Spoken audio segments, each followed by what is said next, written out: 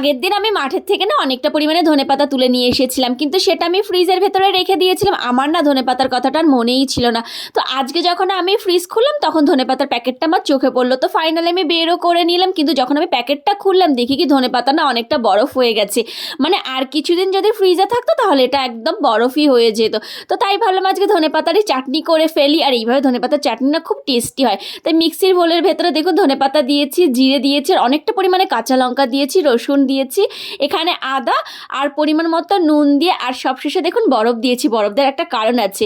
তো তারপরে মিক্সির বোলটা আটকে দিয়ে আমি এখানে মিক্সি করে নিচ্ছি। তো আবার একটু মিক্সির বোলটা খুলে আবারও ধনেপাতা দিয়ে দিয়েছি। তো দেখুন ফাইনালি অনেকটা পরিমাণে মিক্সি হয়ে গেছে। তো তারপর এখানে চাট মশলা দিয়ে আবার আমি মিক্সি করে নিয়েছি। তো ফাইনালি আমার ধনেপাতার চাটনি রেডি। আর এটা খেতে না খুব টেস্টি হয় জানেন তো। আর বরফ দেওয়ার একটাই কারণ, কারণ ধনেপাতার চাটনিটা সবুজ থাকবে। তো আপনাদের কেমন লাগলো অবশ্যই জানাবেন, আর এইভাবে একবার চাটনি বাড়িতে করবেন।